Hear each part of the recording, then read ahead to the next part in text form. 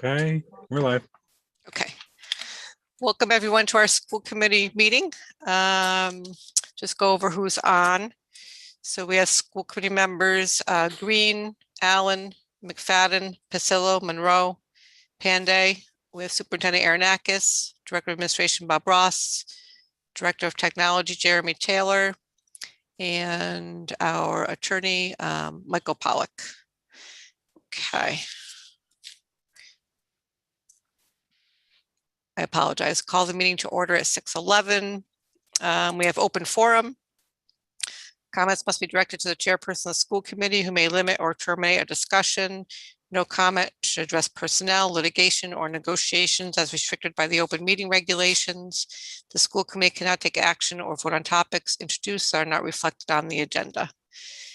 So if anyone is on from the public and you'd like to address the school committee, you may do so now. You can hit *9 to raise your hand and *6 mutes and unmutes. They moved the button in the desktop client. It's under reactions if you want to raise your hand. Oh, gotcha. Thanks, Jeremy. Yep. Reactions to raise your hand. I don't see anyone. Okay. All right. We'll go to the consent agenda. Okay, thanks. Under consent, we have approval of our regular meeting and executive session minutes from March 23rd. We have one leave of absence request. It's an extension of a request. It's an extension of a leave that's happening this year. This was planned for, and the replacement is already in the budget.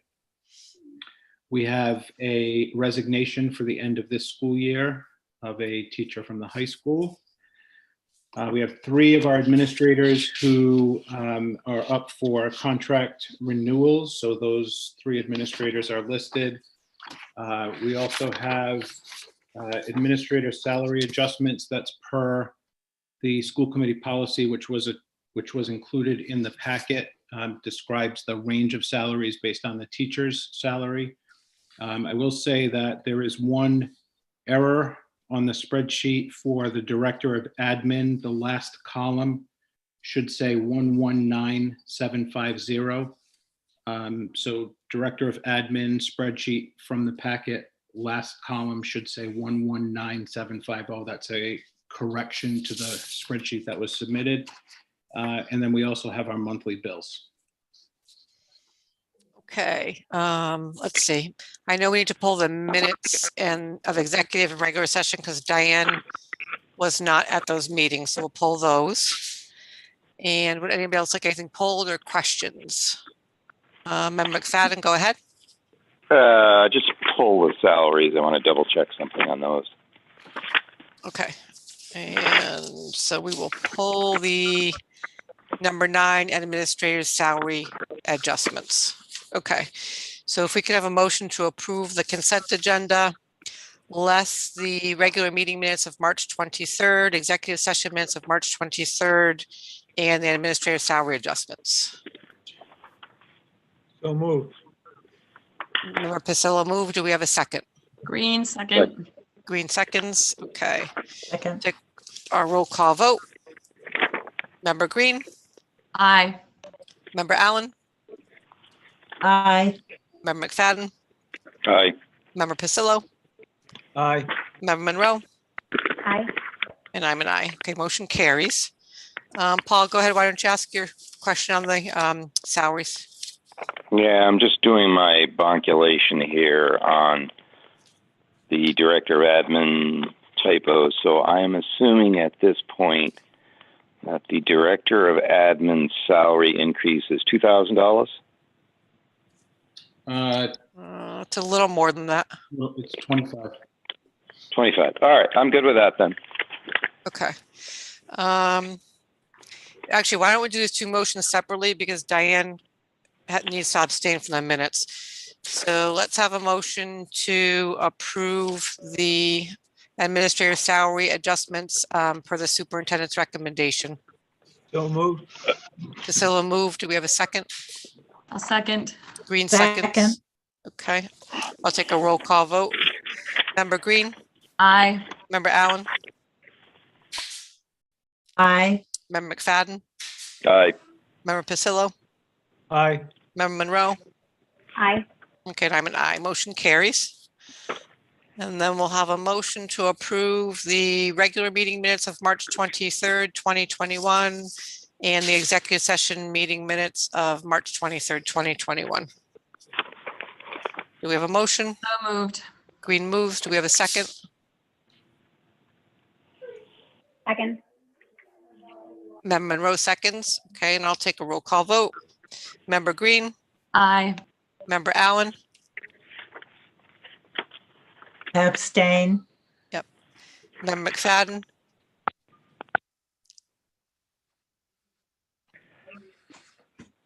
Paul, you there? Yay. Okay. Member Pasillo, Aye. Member Monroe, Aye. and I'm an aye. Okay, motion carries. Okay, got through our consent agenda. Let's see, we have correspondence, we have the discipline reports. Any questions or comments on those? Everybody's good? Okay. 2020-21 budget. Anything on that, Bob?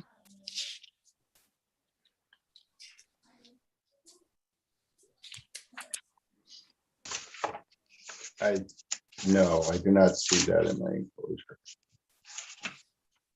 I cover that in the status report. Any questions for Bob on the 2021 budget projection? We good, Details- Bob? Yes, we're still good. We're, it's been probably one of the craziest years to track expenses, but I'm confident that we're gonna still end in the, very much in the positive. Okay.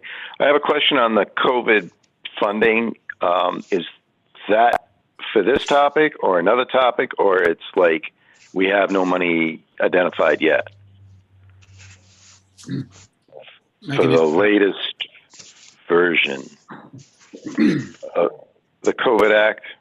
Yeah, so we have, there's actually the last stimulus package that was passed under Trump. The application for expenditure of those funds is coming to us this week, later this week. Those funds are earmarked for summer programs and programs to support kids returning to school for next year to address academic and social emotional needs. The Biden stimulus package that was passed, we don't even have the amount of money that is coming to our individual districts. At this point, there is a meeting that's happening tomorrow that I'm attending in the morning. And hopefully at that point, we'll get the allocations, but the rules for the expenditure of those funds are going to be similar to the rules for the last Trump stimulus that we still haven't received the application for to apply for those funds. We are planning for some summer learning activities at all grade levels, free of charge to our students, and then addressing some of the additional needs for next year. But we'll see what the total package is after we get those allocations, and I'll report to the school committee on our plans for how we're going to spend them. Well, hopefully some of that will be for like beach travel or something like that, what could be more tedious for a child and learning during the summer. But do you have any idea as to the amount of the Trump second stimulus amount of money? Yeah, that's about 520,000. So the 520,000, has that hit, and that's going to hit this fiscal year? Yes. Are we currently counting that or accounting that yet in the 2021 budget? So some of the things that were in the not in the 2021 budget, this would be for things going forward, meaning the summertime 21-22 budget. Some of the items that were in the 21-22 budget were pulled out because we're going to use the Trump stimulus to pay for it, meaning for example, the extra psychologist, we pulled that out of the budget during the development process.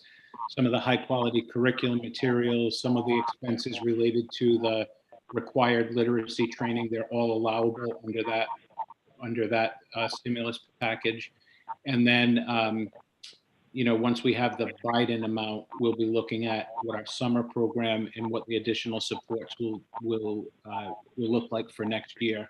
Because again, we have about 20% of our population, the kids have not been in school since March of last year. So we're anticipating some learning gaps and learning loss in addition to social emotional needs that we'll need to address. So we're So talking.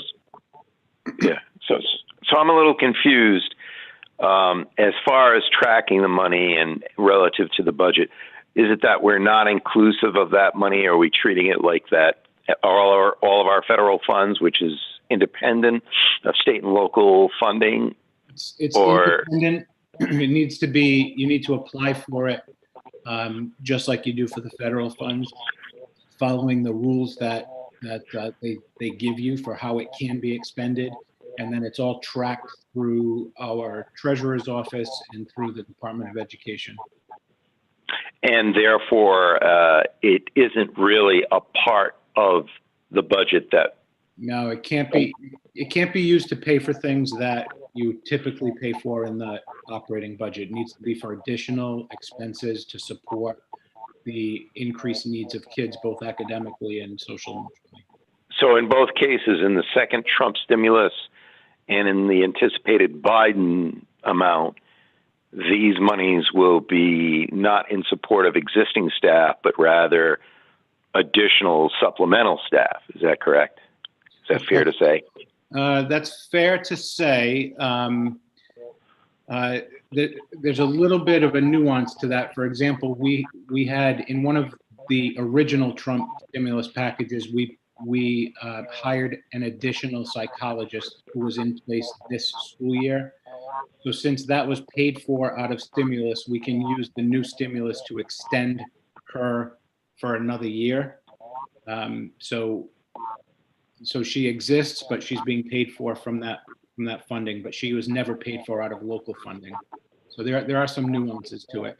We also have at least one teacher who her position will be eliminated, and under normal circumstances, she could be laid off, but we may be repurposing her under a new role that supports the learning loss of kids and paying for her under the stimulus package. That would be somebody that was in the local budget who would be removed from the local budget and applied to stimulus because her role is changing.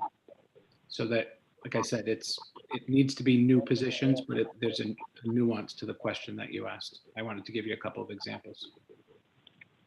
Okay, I'm good. Okay. I don't see any other hands up, so we will move on to G, monthly status reports. Questions, comments on the status reports?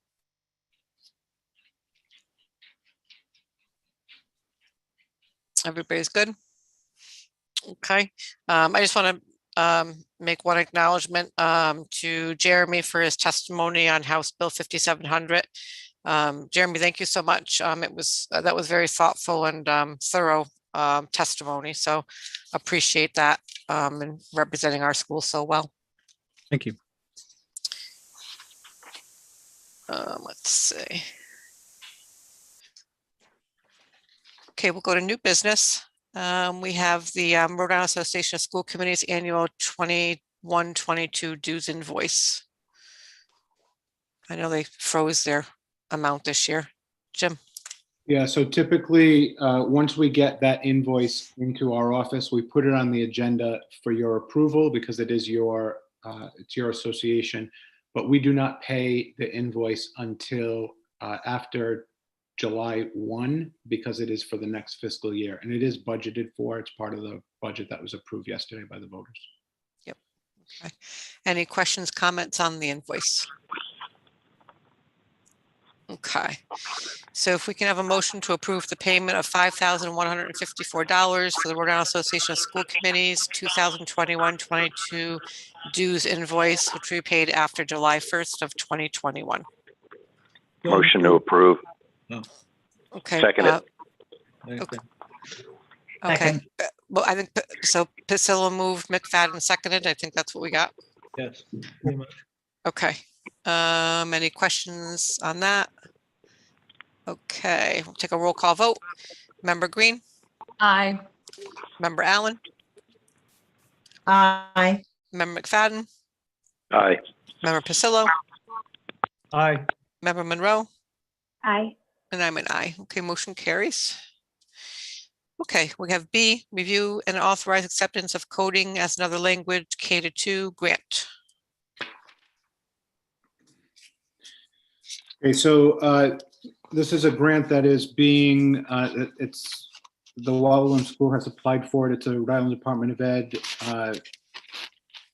It's going through the Rhode Island Department of Ed, but it's from the Tufts Early Childhood Tech Certificate Program.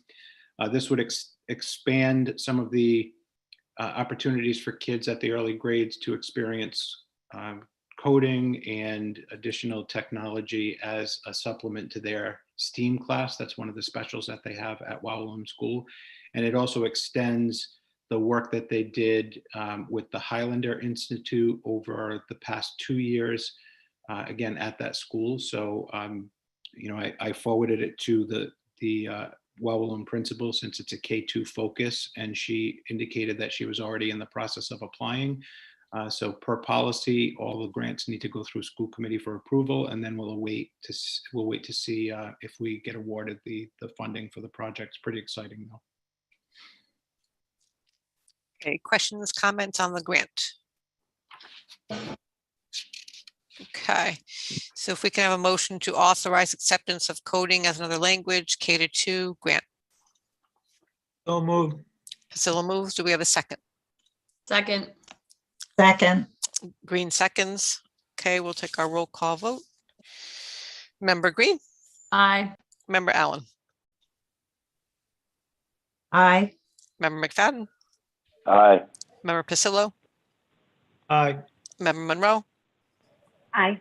Okay, and I'm an aye. Motion carries. C, we have our Charter Review Committee membership discussion. Okay, so as you know, we talked about reestablishing the Charter Review Committee and taking a look at the language for how the apportionment is determined, which is currently in the charter. So I had Robin pull some prior school committee minutes about how the Charter Review Committee was, what the makeup of the Charter Review Committee was, and I have a couple of examples of that. So I wanted to just share the information based on previous formations of this committee, and we need to get some consensus about the makeup of the committee and then the process that you want me to use so that we can get appropriate membership according to the makeup that we determine. So in 2009, the Charter Review Committee was established, and school committee voted or had consensus that the committee was to be made up of one town council member from each town, one school committee member from each town, 2 community members from each town. Those would be the voting members. And then there was some administrative presence as well to support. And in the new case, I would imagine that would be me and Bob.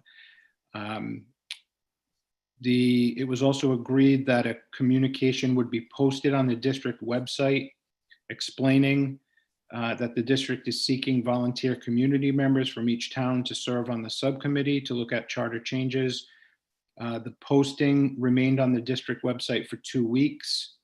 It included a deadline to apply, and it instructed interested parties to submit a letter of interest to the superintendent, who at the time was Dr. Geismar. And the communication was posted in the same manner of a regular school committee meeting agenda. And the determination was that the selection process would be by lottery.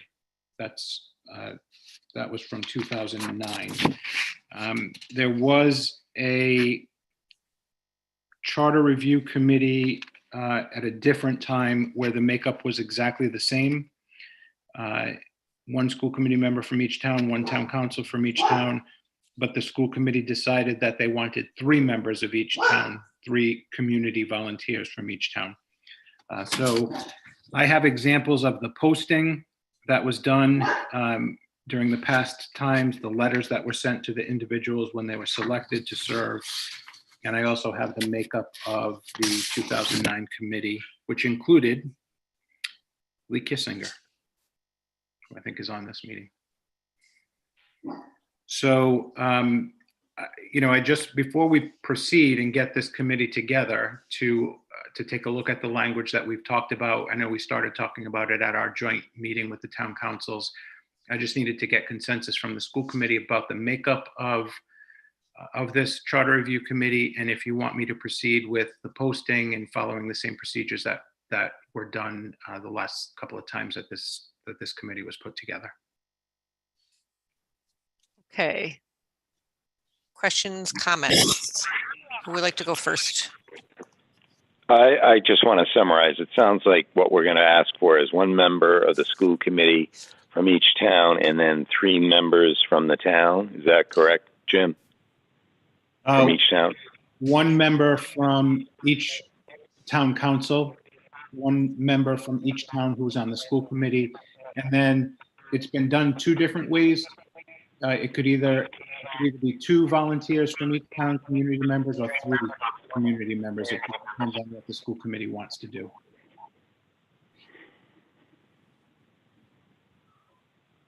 And is that what we're discussing now, is the actual composition of the Charter Commission at this point? Yes.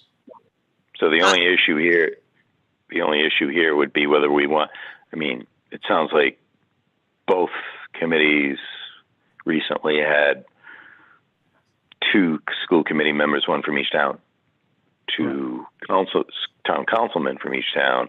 The only issue would be whether there's going to be 3 or 2 members of the general public from each town, right? Right. That's so.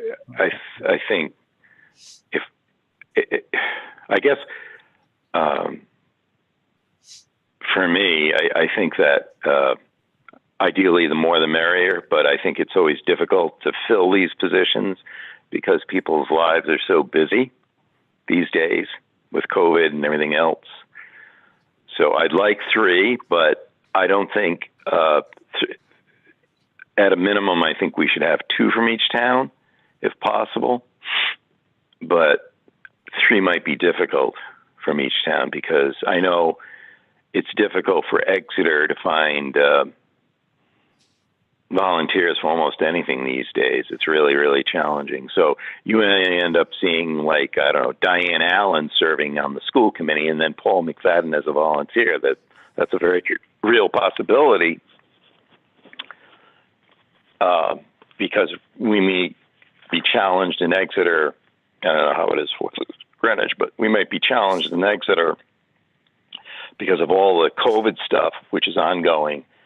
People would have a little trepidation.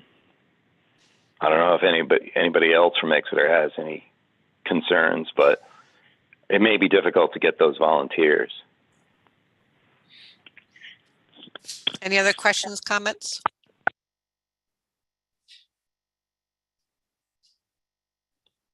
Everybody's all set with following the same protocol? Okay. I'm fine with 2 from each community. Nobody else has any questions, comments. So I guess, Jim, why don't we go with the regular protocol? So 1 from each town from the school committee, 1 from each town from town council, 2 community members from West Greenwich, 2 from Exeter. We'll do it by application to the superintendent. If you can do a communication via the district website with that 2 weeks, 2-week deadline, applications to you. I think that's fine. And so I'll just report out on how many applicants we have, and I guess the committee can decide if it's going to be appointment by lottery or appointment by selection. Yeah, I guess let's see how many apply. Should we determine at that time? So selection to be determined. I'm sorry, do the volunteers from the town go through the school department or do they go through the town councils? The school department, that's the last 2 times we've done it. They went through the school department, Jim said. Jim looked up all the paperwork from the last 2. That's what he just reported out on.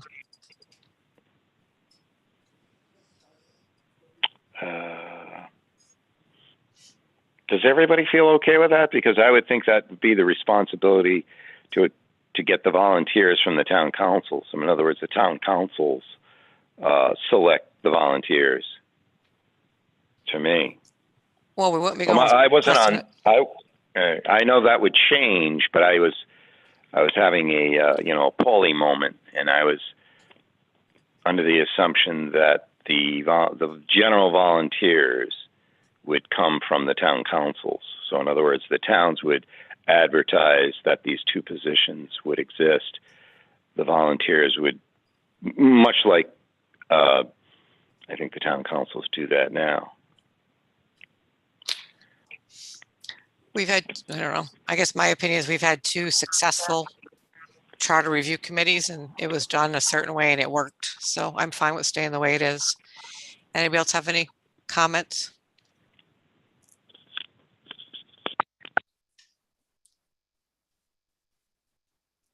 I don't see any hands up.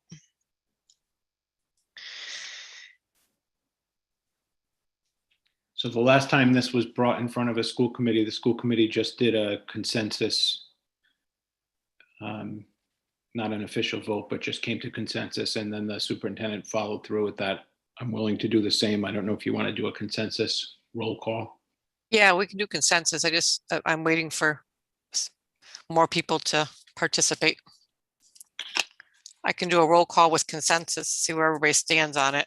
So when I call your name to say if you're okay with going by precedent, or if you'd like to have a new formulation of the subcommittee regarding the community members, and you'd like those to go through town council. Okay, let's see. Member Green. I'm fine with the precedent. Okay. I think that if you maybe put it out in a, through social media, or make sure you communicate it well, then people in the town will be able to see it and Yeah. apply. I mean, I guess it depends on how well you communicate. Yep. I mean, I think in addition to the district website, if we can probably have the 2 towns put it on their website also. Exactly. And then I know PTA is very active on social media. I don't know, Jim, maybe they can put it on Facebook. Yeah. Maybe we can do one social media outlet. Like, I think Paul has a point that it's hard to get volunteers for these things. So if you get it out there as much as you can, that would probably be your best bet. Yep. Okay. All right. Member Allen? I'm okay with it. I like the lottery the best, just, picking people that way. Okay. Let's see. Member McFadden, I think we have your opinion. I don't know if you want to speak again. Yeah, I think that it belongs in the hands of the town councils, probably because, I mean, from a West Greenwich perspective, knowing the politics of that town, I think things are a little bit more homogenous. Exeter is anything but. So that's why I would tend to allow for the town council to identify the single individual or 2 individuals from the town, if we even get that many. But all right, I'll go with it. Okay. Member Pasillo? I'm fine with it. Okay. Member Monroe? So it's the lottery that we use to select? I'm sorry if I missed that. Well, we kind of didn't get to that yet. We just want to see do you want to go with precedent, or do you want to go with new a new way to form the community members by going with town councils pick instead of school committee? I'm fine with the precedent, but I do have questions about what the precedent is for actually selecting the members. Just clarification on that. Yeah, the precedent is, so the precedent's how Jim presented. So it would be communication goes out from the superintendent, which goes on the district website. We can see if the two towns will put it on their websites, and we can also get it out on social media, maybe through PTA, putting it out on Facebook. And then it'll be a 2-week application period to the superintendent. And then I guess we'll try at that point how many apply, and if we do it by lottery, I guess the easiest way is do it by lottery. I mean, how are we going to start voting on people? That doesn't make sense. So I guess we'll just, and let's say we go with lottery from the two towns. And then the new way would be the applications go to, well, I guess town councils have to put communication out, and the town councils pick the members, the 2 community members. Yeah, okay. I'm comfortable with the precedent and selection through lottery. Okay, all right. Okay, so I think the consensus is let's go with precedent. Jim, what did we do? So you said we did lottery the Yes. first time. What did we do the second time? Do you know? The second time, it's not noted in the minutes. Okay, all right. Well, I mean, I think everybody sounds like they were okay with lottery. I think it's going to be hard for 7 school committee members to pick apart names. I don't know, or people. So, all right, we'll do it by lottery. Okay. So I'll prepare a communication, and I'll send it to members of the school committee just to take a look at it before I distribute it out to the town councils in the town. And if you have any feedback for me, I can incorporate the feedback, and then we'll post. Okay. Sure. I mean, let me just throw this out at you. I mean, the applications come to you. Is it, I mean, I guess it's nice to have members on the committee that I guess are familiar with this, at least familiar with the happenings and what's going on. And especially since we're looking at the budget formulation. So now I guess we're not gonna know what happened before, but I guess it would be nice if at least you can look at the applications and make sure it's, I don't want to say legitimate people, but people who actually know what to do on this charter subcommittee. Like, we don't want to be necessarily educating people. We want people to go through options, real options that might work, and then weigh the pros and cons of each option. Yeah. Does that make sense? I mean, I'll do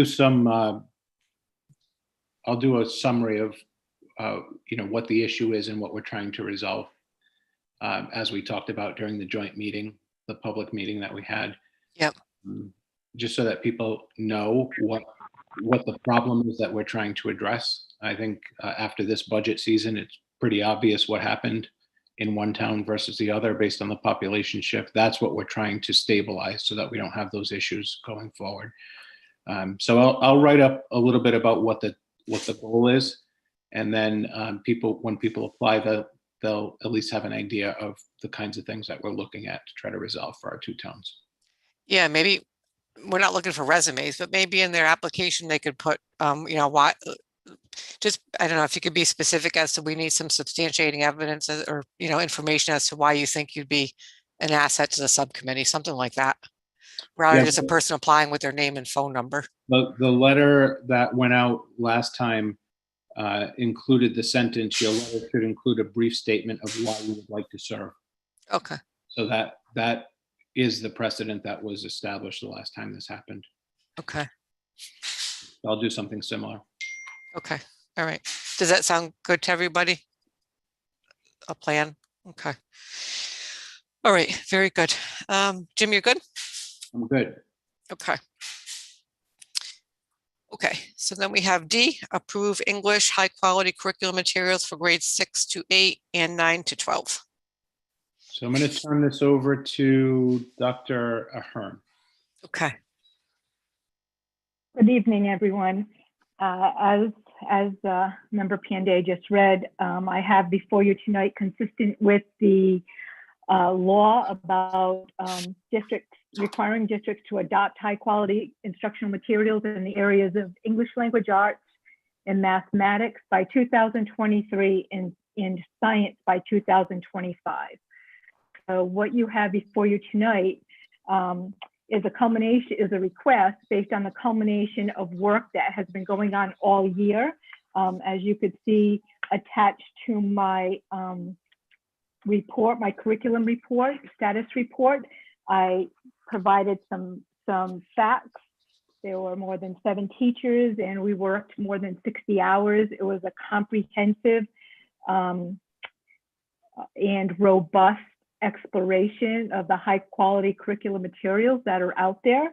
And a decision was made at the grades 6 through 8 to adopt wit and wisdom, and at the senior high school, grades 9 to 12, to adopt my perspective.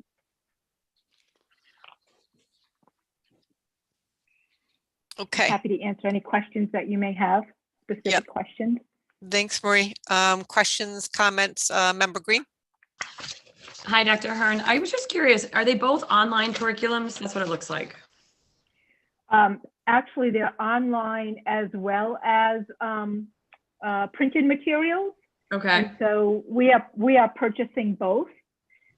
We want teachers to have all the tools, and then at the high school level, especially if they decide in one class or another that maybe they don't need all of the printed copies for the following year, then that's a discussion that we'll have.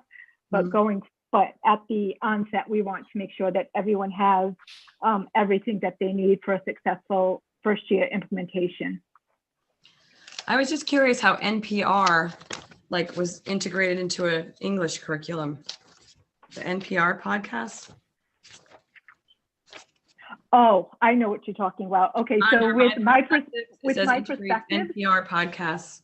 Yeah, so my perspective, they have a great digital platform that provides teachers with lots of resources to support a unit. So NPR, TED Talks, those are a couple of the options. So based on the content or background knowledge that they're trying to build for a particular unit of study, a topic in NPR may be brought in to the classroom, that audio may be played as a way to provide background knowledge to the topic.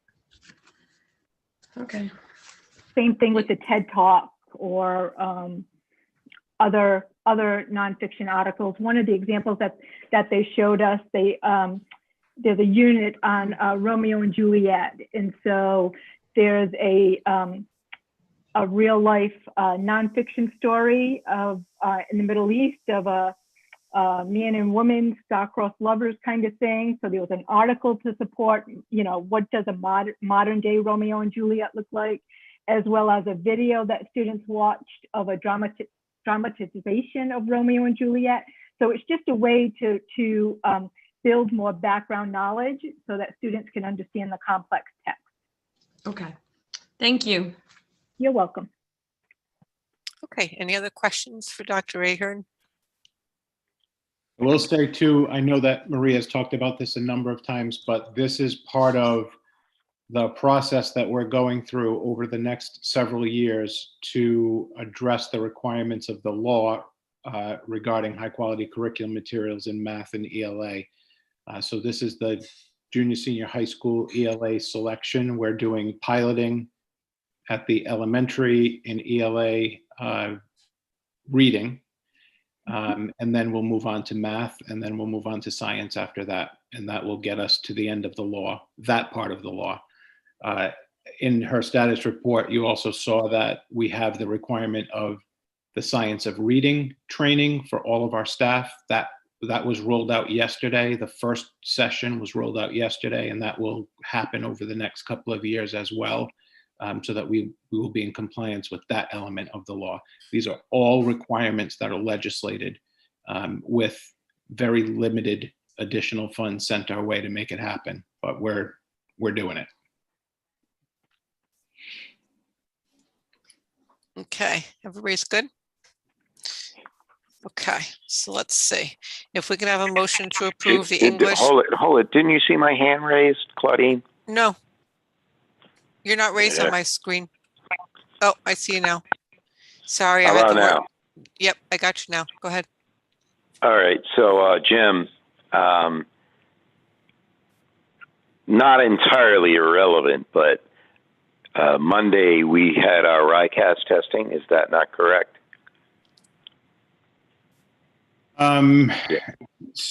For a very small population of our students, yes. The kids that are on distance learning came into the buildings at the elementary level to take their YCAS test. The kids that are in person, they are starting their test Wednesday, tomorrow.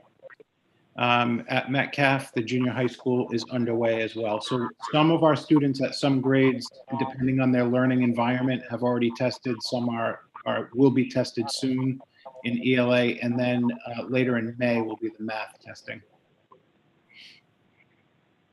So is this law a state law that was just spoken to by the good doctor, or is this federal? State. State. So I can recall in 2018 with our concern over the RICAS results for Metcalf, and the following year they were even worse, that this would support and help us on those RICAS test results, wouldn't you think? I would think, yes. And you recall that we also, before we did the reading adoption, which is what we're working on right now, the elementary schools did a writing program adoption. And since we adopted that program, we haven't had testing because it was canceled as a result of COVID. So we don't have any testing results after the implementation of the new writing program, which we identified as a need. And then, of course, now the kids are testing, and we have a number of them whose families are not sending them in to take the test. And we've had, school closing. So we're Oh, no, I get that. So we'll just do as good or as bad as everybody else, right? I mean, that was the intent of the new rollout writing program and reading program, was to bring us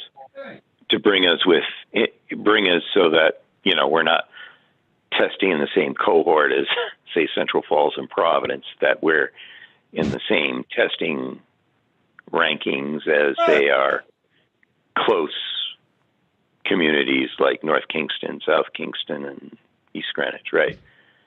If you recall. Yep. Our goal is to provide higher quality materials so that students will improve their outcomes, and ultimately it will show up in the state test. That's what we're working towards. Right. And correct me if I'm not mistaken. We get those test results for reading and writing in October, but don't we get the math ones in like August or something? No, they come at the same time. And I think last year they came earlier than October, but we don't know what the turnaround time will be this year, given the circumstances that. Actually, the year before, since we didn't have them last year, right? Correct. Right. So it was like 2019. So 18 and 19, we had an issue, and then 20, there was COVID. So there was no testing because the federal government said there is no testing. Correct. And then now this year we are. So, all right. So, okay, I'm good. Thank you. Okay, everybody else is all set? Okay. Okay, so if we could have a motion to approve the English high quality curriculum materials for grades 6 to 8 and 9 to 12. Do we have a motion? So Monroe moved. moves. Okay, Monroe moves, and we'll have Alan second. Okay. Take our roll call vote. Member Green, Aye. Member Allen, Aye. Member McFadden,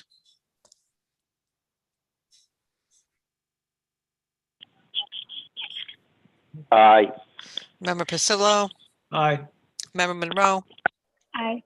Okay, and I'm an aye. Motion carries. Thank you, Marie. Thank you, everyone. Thanks, Marie. Okay, we'll go on to unfinished business. We have the 2021-22 budget discussion. So it's the day after the vote.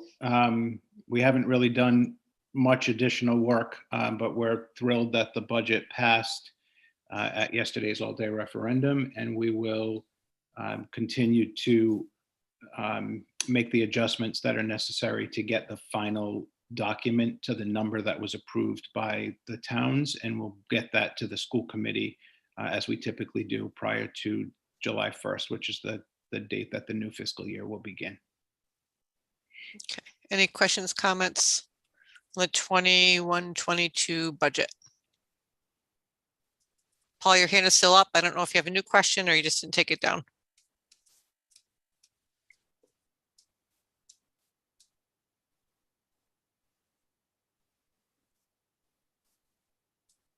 Okay, everybody's all set. Okay, 2020-21 reentry planning update. So just very briefly, next week is the vacation week. We have right now in person all of our students pre-K through 10, through pre-K through 8, and then 11 and 12. They're all in person, every child that wants to be in person. After the vacation, 9th and 10th grade will come in 5 days a week in person. So our entire school system will be in person for those children and families that have selected. We are continuing to monitor cases. Knock on wood, it's been very slow the last week or so. And we'll see what happens after the vacation period. I know that there are a lot of families that are traveling, which is concerning. Outside of that, yesterday, the new guidance documents were released for graduation and prom end of year exercises, indoor and outdoor activities for kids. That's a playbook that we've been waiting for, so we could see what the rules are. The high school has a copy of those documents, and we, as I've stated before, we are planning on moving forward with a prom. And we are planning on a graduation, a live in-person graduation on our campus, but we will be planning that outdoors so that we can maximize the number of people who can be in attendance. So everything's moving forward as I have previously discussed. Okay, questions, comments on the reentry planning updates? Everybody's good? Okay, we'll move on to C, capital project update bond discussion. You want to talk to that one, Bob? Yeah, I'll go, Jim. Okay. So included in my status report was the activity log. Building committee's been meeting regularly. OPM is fully engaged. The commissioning agent is fully engaged. At this point, commissioning agent is the only one billing. We've probably received about $10,000, just over $10,000 in invoices from the commissioning agent, Stephen Turner.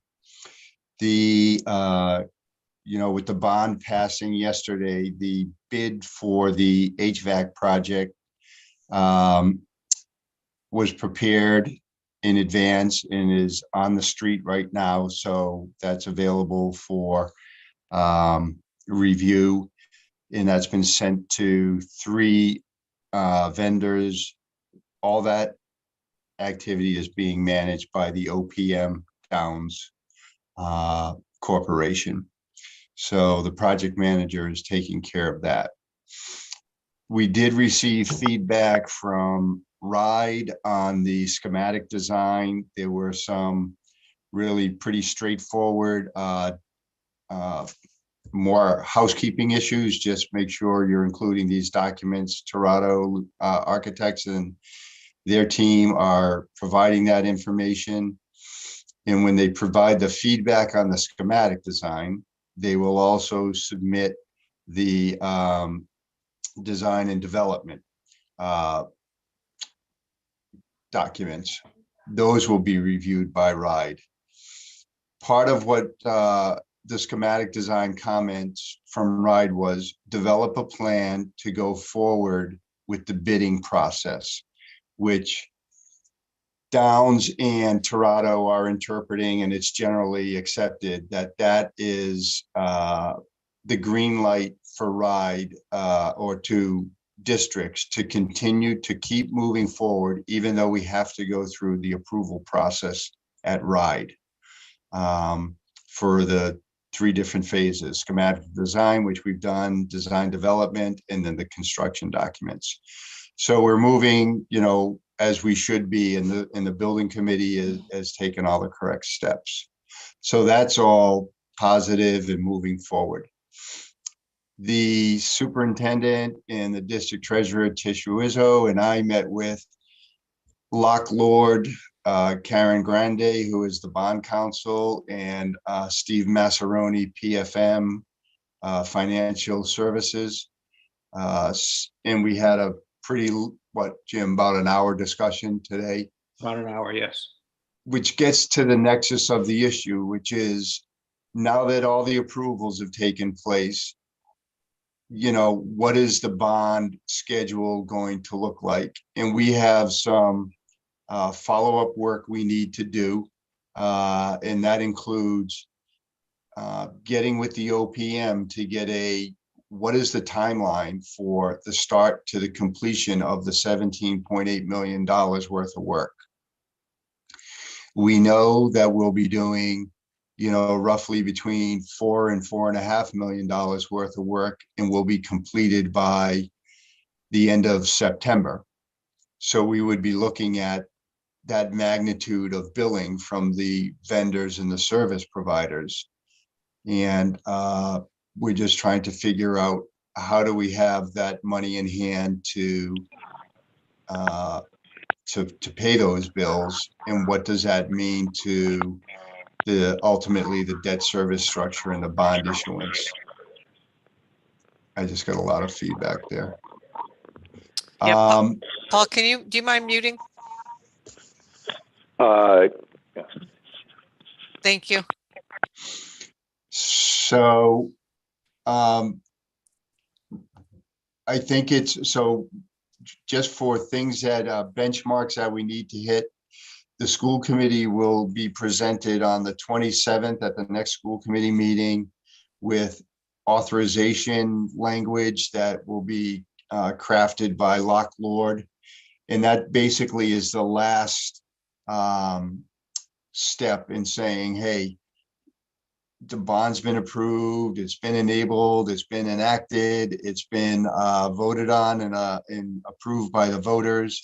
And now we're at the point where this authorization will spell out the willingness and the commitment of the school committee, the school district, to take on the bond debt and the promise to make sure that we're going to make payments, et cetera, et cetera. Pretty pro forma, but very legalistic, as Karen Grande explained it to us. So that will be before you on the 27th. And then we will be working during the next, 4 weeks and firming up, what is the best, schedule for the issuance of bonds, what amount of bonds. In the goal, really, I can speak for myself, but I'll turn it over to the superintendent, is, minimize the impact of debt service in any one given year is really the ultimate goal, I think. So. Correct. Okay, very I'd good. like to comment at this point. Yep, go ahead. So I haven't been that involved when it comes to bond versus vendor payment request.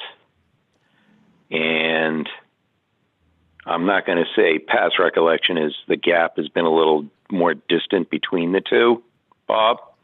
Mm-hmm. But in this case, now, first of all, when you say HVAC, you're just talking about air exchange. You're not talking about heat, right? There's heat and there's air exchange, and they're separate, right? Well, the HVAC is the whole $4.5 million project up at the junior senior high school. No, I know what HVAC is, but my question is it air exchange or is it heat? In this, it's both. Okay. Okay. So my question is, when do you plan on starting the work? Starting it, not ending it. You said it was September. And when do you think the bond money, the actual execution of the bond, therefore the schedule? So you're saying to yourself, it's $4.5 million. That's the part that we're going to get this year done. And did you say we were going to start in September or end in September? The goal is to be completed by the end of September. Okay. So, and they're going to want to get paid, obviously. And are they going to ask for incremental pay? And that's probably correct, but I could be wrong. So is it that quick? Is it that quick a turnkey that money is going to be there and ready for their payment? Yeah, the length from the process, which we officially started today with the meeting, to the Ryback execution, which would be the final signing of the documents, is like a 60 to 90 day, more on the 90-day side approval. I don't entirely understand what you said, but let me clarify this for my benefit. Do you plan on starting or asking the vendor to start working before the bond proceeds are in our hands? Is that pretty straightforward? That is, yeah, that's likely going to happen, yes. So you're going to have the proceeds of the execution of the bond, the $4.5 million, or however much you're going to ask, probably more in case there's some overrun, right? In our hands, in our greedy little hands, before that vendor steps off the truck and starts landing these things on our roofs. That's correct? In spirit, yes. I mean, that's part of what we're trying to work on, the schedule, but in spirit, yes. So you are going to ask for more money than you actually anticipate in case there is an overrun, right? I'm not following that. Well, the bond issuance will give us more money than the cost of just the HVAC system, because there's a series of projects that were approved. Right. I thought we were having two sales of bonds. Yeah, but the first bond is for more than just the cost of the HVAC system. So we will have more than enough to fund the bills that we received for that project. And you guys are debating the schedule. Is the schedule for the payment of the bonds that are going to be executed in the next 90 days to pay the vendors, they're going to be done at the end of September, going to be hitting the towns basically in this fiscal year starting July 1st? Question mark. That's what we're trying to determine. Do we want to, what's the upside of having it hit? And what's the, versus delaying the first payment until FY23? In either case, it is still a very manageable amount of debt service, but it is, I've had correspondence today from both treasurers that from both towns that they want to know if the debt service is going to be in FY 2022. If it is, well, I could see where they'd want to know that, because Exeter's already looking at they're looking at a 4.91 increase this year, barring the $35,000 grab bag. Plus, you're going to hit them with another $230,000 if you put it all in the same fiscal year. So wouldn't that be like close to $500,000 in one fiscal year, bond and the kid count change, correct? For Exeter? I don't know about West Greenwich, and I don't care. Doesn't that sound reasonable? You said a lot.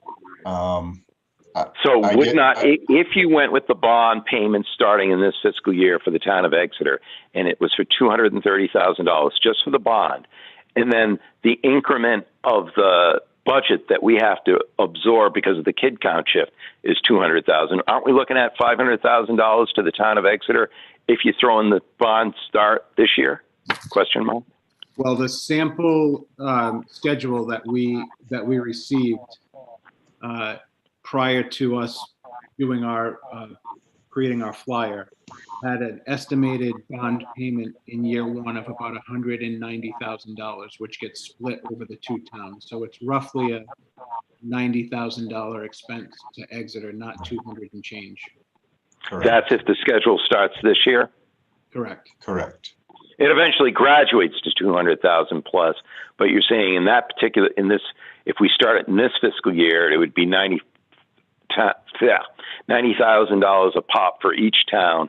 Plus Exeter has to absorb the increase of the budget because of the kid count shift, which is, I don't know, what is it? Is that like 200,000 bucks?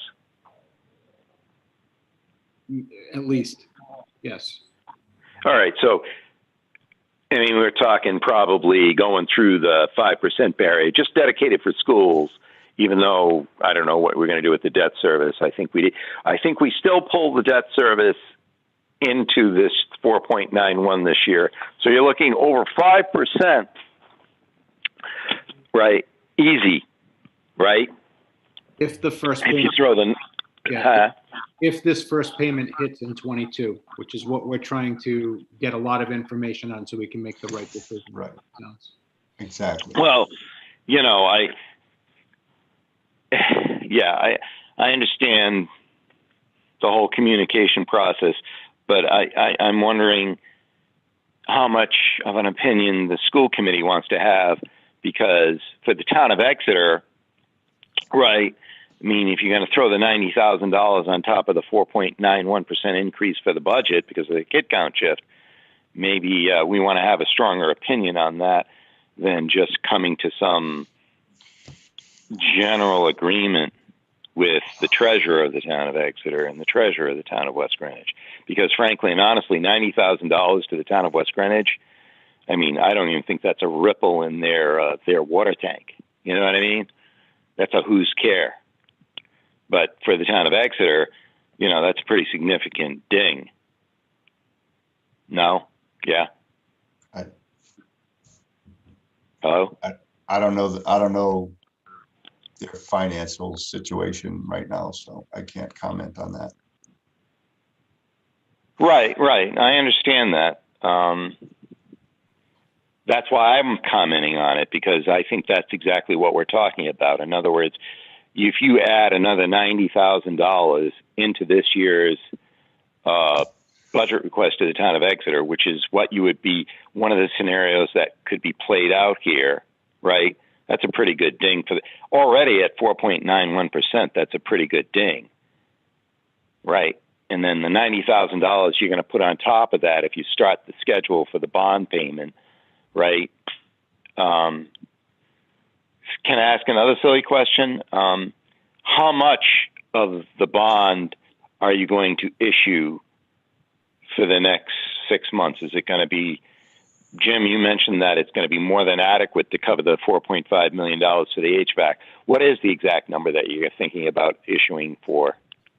So it's hard for us to answer these questions because these are the exact questions that we were talking about on our meeting today. So we need to understand the tight timeline of which projects are being done, what the expected date of completion is, and when we need money in our hands to make payment, because we don't want to have so much money in our hands that we're paying interest on money that we're not spending. We're trying to make the right decision so that we are, we're being as responsible as possible. And we also were very clear about what our options are so that the first payment does not hit the two towns until FY23. So we are asking the same questions that you're concerned about, but that meeting was this afternoon at 1:30 and we don't have answers yet. We just wanted you to know what we're working on, and we'll continue to share the information with you. So is that decision going to be owned by the school committee in part? Hello? Decision about which method we're going to use, which bond structure or the schedule and the bond structure, sure. So in other words, you're going to come to us with a recommendation, and frankly and honestly, it's a kind of mute point to the town of West Greenwich, right? I mean, $90,000 or not, it makes little difference to their financial situation this year. But for the town of Exeter, I can think it does. You can understand that, right? There's a dramatic difference in the, in our financial obligation on the part of Exeter for this fiscal year, as opposed to West Greenwich. I mean, they're getting a their cut. Their budget is down 2% this year, right? I completely understand that. That's why I have said that we are trying to understand all the options that we have, and we specifically asked for them to map out for us options where the first payment would not hit the towns until FY23. We have that was one of the options you were asking for, but the question that I came back with, which was, is the school committee going to be making that decision? So if we have, in other words, you're going to come back to us with options, and we're going to say it's option path A or option path B. Hello? I don't, what would that process be, Bob? The building. So, looks at yeah, it? I mean, it's a good question, and it's not one that we've broached. I mean, because we're trying to distill a very, it's a pretty heady conversation when you sit there with the financial advisors and the bond council, because there are a lot of variables that go into how you structure it. I think fundamentally what you're asking, Paul, is whatever we come up with, and I mean the royal we, needs approval by the school committee? That's what I'm saying, because if you're in a conversation with the treasurer of West Greenwich, and you're in a conversation with bond counsel, and you're in a conversation with the Exeter treasurer, she may not voice as loudly the concern that the other members that are participating in the decision process, simply because the other members of the decision process don't have, right, the gravity of the financial impact that Exeter has for this fiscal year. I tend to be looking at the very end of the tippity top of my nose, and I'm looking at this year's 4.91% increase. West Greenwich with a decrease of 2%, $90,000. Like I said, I'm repeating myself, is nothing to them at this point, So for Exeter, though, if in that conversation you have, you say, well, it's obvious because West Greenwich says we're mute to this. It's Exeter is going to have a different concern, right? And that's why I think it should come before the school committee, as opposed to this is what we're going to do. You should say, this is what our two options are, with or without the bond schedule affecting the town of Exeter this year. Because simple math is next year, right? 4.91% isn't going to be there, right? Because the kid count's going to, it's a whole new year. I mean, you increase my budget 4.9%, that's your starting base for the next year, right? So you already got embedded in your budget for the following year, the 4.91%. So you're starting at zero. I know that sounds crazy. So my concern is just this year, the 4.91, the added 90,000 or whatever you're proposing versus not including the 90,000 in this year's schedule.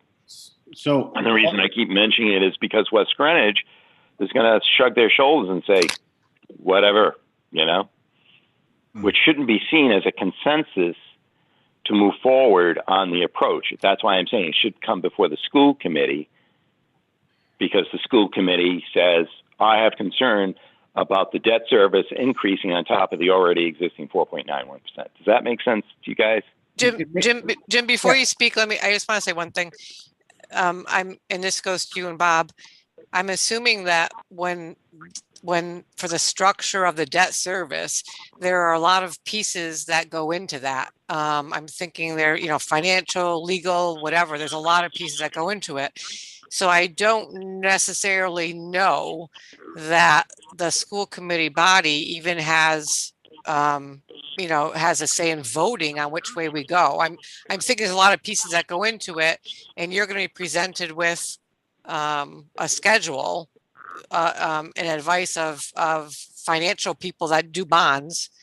And this is what we're going to, you know, we're going to say, okay, then this is what we're going to have to go with. I mean, I think it's a bigger thing than just looking at, like, I have the bond debt service summary in front of me. So, I mean, I think there's a lot of pieces that go into it, like, when does the second bond fall? Like, a bond professional would know, okay, this is when you need to start your second one, and this is the impact on each, you know, on the towns. I don't know. I just think there's a lot of pieces that go into it. So I want to open up that part of the conversation. I know Lee's been raising his hand. Lee, you want to make a comment before Jim and Bob continue? Well, wait a minute. Before you comment with Lee, I'm going to speak my piece. So, Lee. All right, well, Paul, hold on. When you want to recognize the general public, Claudine, it's after the school committee has its say, and I'm not done. Well, okay, first of all, Jim and Bob, I want him to respond to my comment. And Lee's on the building committee, so I'm thinking he has something. He's a member of the general public. This is a point of order. I'm gonna go to the solicitor. The school committee has the right to express their opinions in their completion before you go to the general public. What's your opinion on that, Mr. Solicitor? I believe that the school committee should have its say first. Huh? I didn't hear you. Say it again. I believe that the school committee certainly has the right to raise the issues and to make comment upon the areas that are on the agenda. School committee first is what you're saying. School committee first, then the general public, right? Typically, yes. And Mr. Kissinger is not a member of the school committee, correct? To my knowledge, isn't, right? Not currently. He's not a member of the school committee. He's a member of the general public right now, right? Right. All right, Claudine. Paul, end it. Jim and Bob, can you please comment on my contribution? Yeah, I just, so I think that you're right, that it's very complex.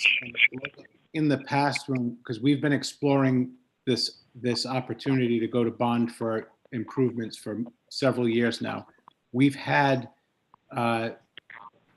several models of how we could proceed presented to us at the same time in the past, and we did bring those in front of the school committee to look at. The school committee weighed in on which option they liked and which option they didn't like. If we had multiple options to choose from, I would be presenting the multiple options to other groups who would make the decision. I'm not going to own that decision all by myself. So I think in general, to Paul's question, since we've asked for multiple strategies for moving forward, and we've specifically asked for strategies where payment is postponed until FY23 for the exact reasons that Paul is expressing concern, I suspect that we're going to have multiple options to choose from. And if that's the case, we'll bring them in front of the body and you guys can debate and tell us which direction to go. That answers my question.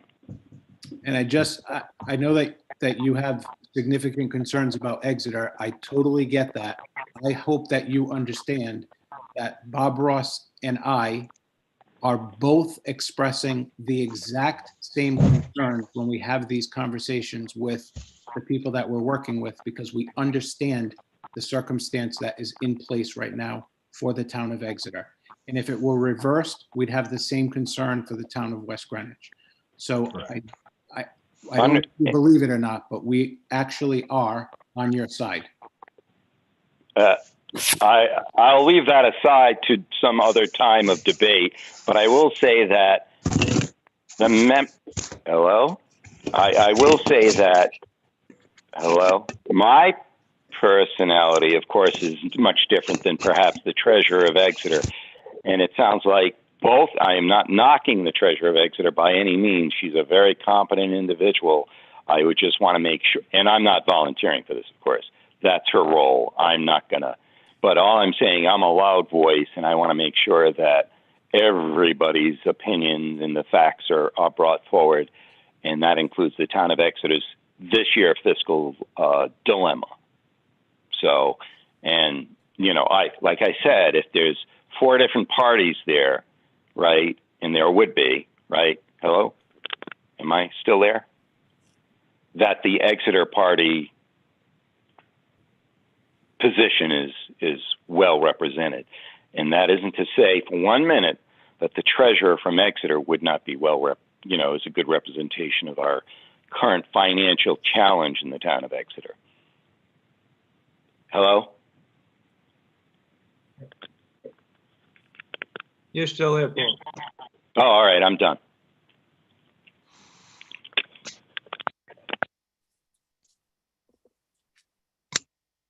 Anyone else have any questions, comments?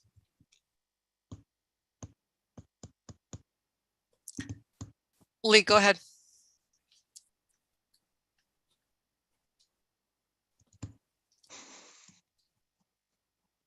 One thing that's going to possibly drive the bond payments and schedule is going to be completion of parts of the projects and payments to said contractors. So the decision isn't going to be entirely school committee. It's going to be based upon construction schedule. And we have a limited window to get the HVAC done. And that is going to probably start, I'm hoping, in May. So, that's something you've got to keep in mind. And yes, Paul, $90,000 is of concern to West Greenwich, or $100,000, as the case may be.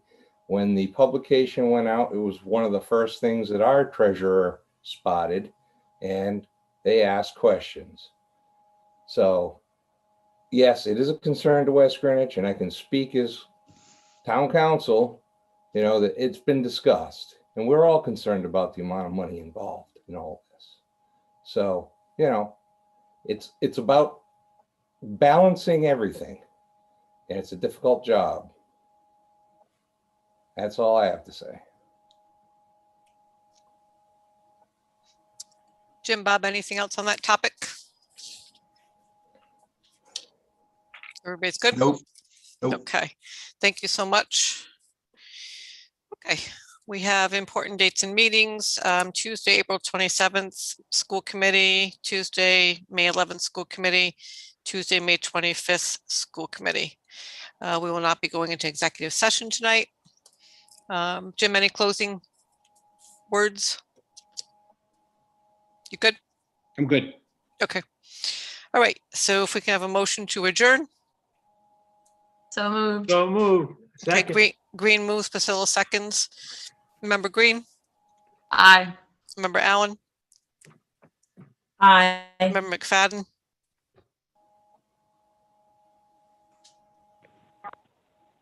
Aye. Member Pasillo, Aye. Member Monroe. Aye. Okay, and I'm an aye, motion carries. Okay, thank you, everyone. Have a good night. Thank you. You too.